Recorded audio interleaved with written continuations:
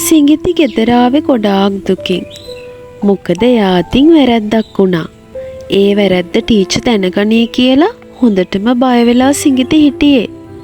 හැබැයි අම්මට මේක කියන්න සිඟිති හිතුවා. පන්තියේ මල් පෝච්චිය සිඟිති අතින් කැඩුනා කියලා සිඟිති අම්මට කීවා.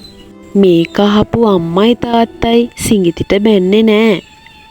එයාලා සිඟිති අතින් වැරැද්දක් වුණත් සිඟිති ඇත්ත කීව එක ගැන ගොඩක් සතුටු වුණා.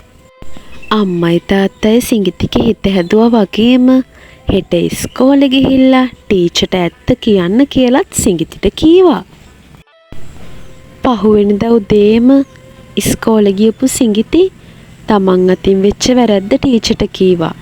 ඒ වගේ මේ වැරැද්දට සමාව ගන්නත් සිඟිති අමතක කළේ නෑ. ටීචර් සිඟිතිව ළඟට අරගෙන ආයෙ දඟ වැඩ කරන්න එපා කියලා වගේම සිඟිති ඇත්ත කීව එකට සිඟිතිට ස්තුති කළා. ඒ වගේම ළමයි තලයේ සිඟිතිව අගය කළා. මොකද සිඟිති වැරැද්ද පිළිගත්තා වගේම සිඟිති ඇත්ත කතා කරපු එකට. සිඟිතිට ගොඩාක් සතුටුයි. ඉතින් සිඟිති හිතාගත්තා තමන් අතින් පුංචි වැරැද්දක් වුණත් ඒ වැරැද්ද පිළිගන්න වගේම ඇත්ත කියන්න. අපිත් පුංචි කාලේ ඉඳන්ම අපි අතින් වෙන පුංචි වැරැද්ද පිළිගන්න වගේම ඇත්ත කියන්න පුරුදු වෙන්න ඕන.